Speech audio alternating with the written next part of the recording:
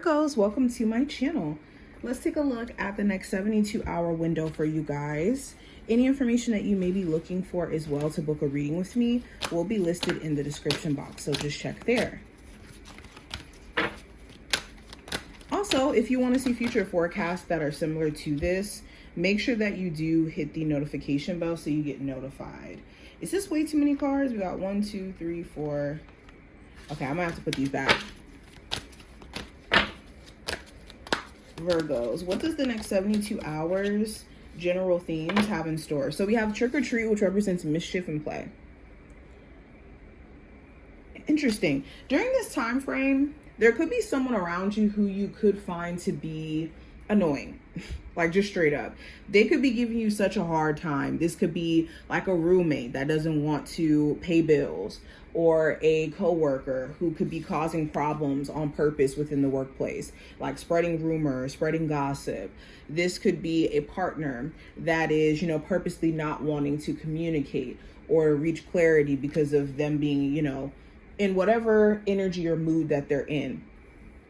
This could also talk about you personally just trying to set boundaries where other people's drama starts to affect you. Okay. You also could be wondering if someone has came back into your life, someone who, tried to reconcile with you or is trying to reconcile with you, if they're coming back with the intentions of trying to start drama or start things up. We also have death, which represents the eternal cycle begins here.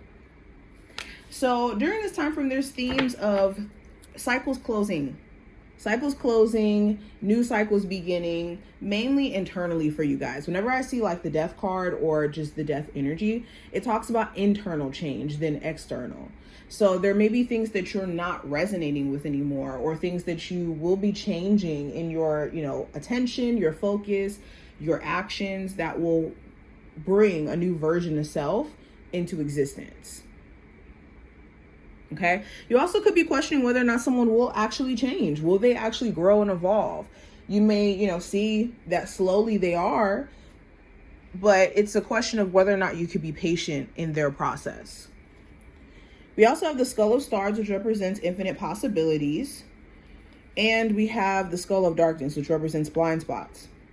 So you could be realizing that you have a lot more opportunity than you were giving yourself credit for. But since your focus has been so much on what you want to change and where you feel like you're in a haze and you're not able to see clearly, this could be giving you this wrong perception of you not being in control, or you not, again, being in the midst of positive change. Just because you're not able to see it laid out 100% doesn't mean that you're going to have bad things that come down the line for you. Now, going into what needs to be your focus during this time frame, we're going to use this deck. What needs to be my Virgo's focus for the next 72 hours? We have Destiny, which represents the palm. And we have Rainbow, which represents hope.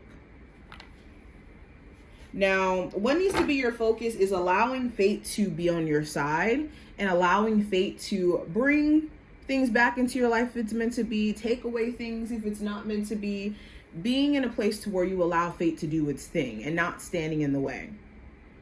And hope did show up in reverse when I initially pulled it, but with hope coming up, it does talk about getting to a place of actually believing that your efforts will mean something. Because if you don't actually believe that trying even makes sense, then trying won't be something you'll consistently do.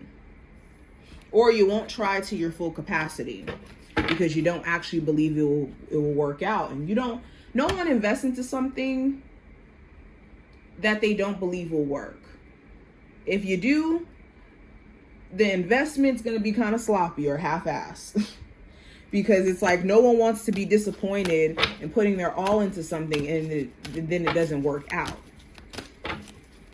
But there's a trap with that. If you half-ass things, then you'll have, evidence that you can't necessarily make certain things happen. Not because that's true, but because you haven't gave it your all. But anywho, going into what you're unaware of that you need to be aware of going into this time frame, we have the sacral chakra in reverse, and we also have the balance card in reverse. So someone here sexually throws you off, okay? The more that you are sexually intertwined with someone, the more that they create more of a misalignment for you than necessary, okay? So be careful of energy exchange with someone who is just trying to take from you energetically and not necessarily meaning you any good, okay? Also, the reason why there's been such a hard time for you to maybe get a relationship to extend to the next level, or for you and a person to get on the same page, is because there's not a balanced perspective that you and this person have together. Like, you guys could have two different expectations of what you guys want out of the relationship and trying to like meet in the middle with that. And that's why there's an imbalance. Or there could be more of a masculine role that you're taking on as the woman in this relationship, and your man could be taking more of a feminine role or whatnot. And this could be causing there to be an imbalance as well. Okay, going deeper. What is the energy around my Virgos just in general? We have the Devil card. So there could be a Capricorn of significance. If not a Capricorn, someone who you could be very attracted to, but the connection could be very toxic. There could be some things that they do that's not healthy, you know, towards you. There could be this air of this person not like leaving your side. You guys could have like this strong draw to each other, but it may not be in a healthy way, where things get really, really intense and really, really toxic. And then there's this pull back into things.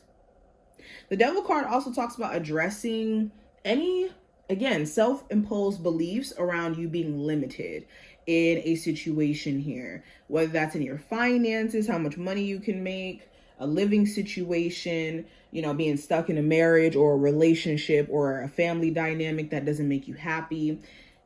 Confronting these themes is going to be a big focus.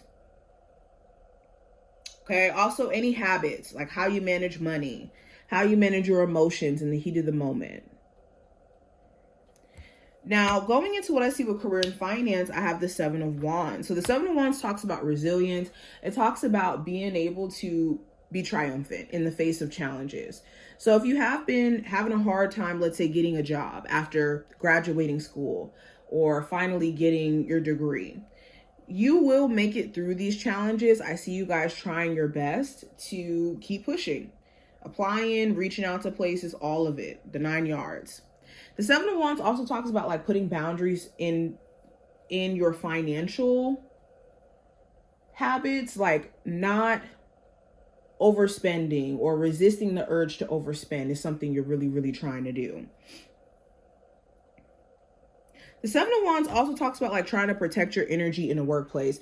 You could realize that in order for you to stay working somewhere, certain individuals are just drama filled, and you have to just know that that's going to be the case working there, and you just got to be intentional about protecting your energy. Now, going into what I see with love, I have the Ten of Cups. So some of you could be trying to analyze whether or not getting back into a romantic connection with the person you may have children with makes sense for you. If not someone you have children with, someone you may want to deal with romantically may have children, and their co-parenting relationship could be a big concern for you. Like, okay, is this a healthy co-parenting relationship?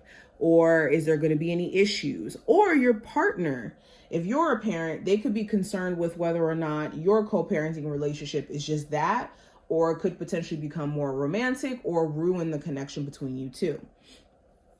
The Ten of Cups also talks about like emotional contentment. For some of my singles, you could be at a place to where you're emotionally content, just kind of focusing on other areas in your life, like family matters, finances, stuff like that. Especially if you find love to be a bit emotionally like rattling for you. There could be someone for my singles you would love to be with. You could feel like this person emotionally would complete you, but there's things that you feel like you need to get in order first before you could date them or even pursue them. Or you could know, again, that's kind of their thought process. Now, going into the advice for you with the Page of Pentacles in reverse, be careful of overextending yourself into connections with people who don't have anything to offer, or they're not trying to offer you nearly as much as you're willing to offer them. This could be like being overly supportive of a friend that can't even support you halfway, or financially lending money to somebody who's not going to be able to pay you back. Okay, the Page of Pentacles in reverse also talks about making sure that you're not depleting yourself financially, emotionally, energetically. And be careful who you call your friend. Everybody is not your friend. Some people genuinely do have the intentions to be a user, or to take.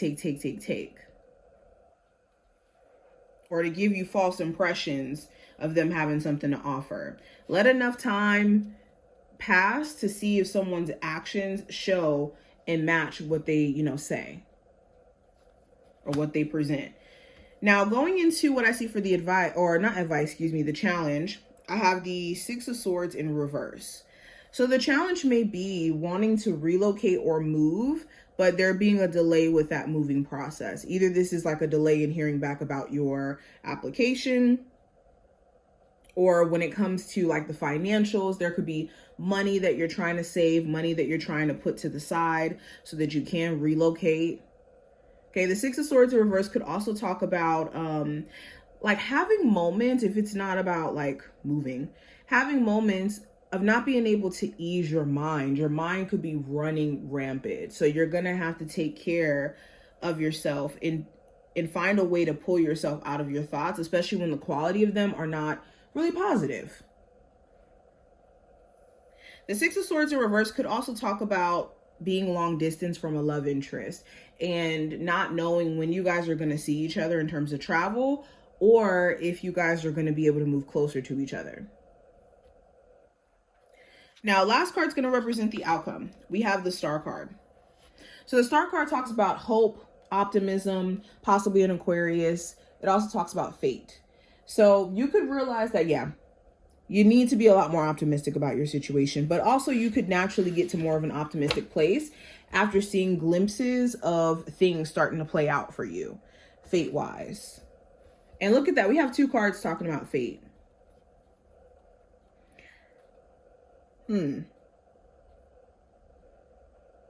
Pay attention to the themes that come up during this time frame, because that's interesting how you have two cards talking about fate. But this is what I see. I hope I did give you insight. If you took something from this reading, definitely thumbs it up and subscribe. And I'll leave my website in the comment section for you guys. Bye, y'all.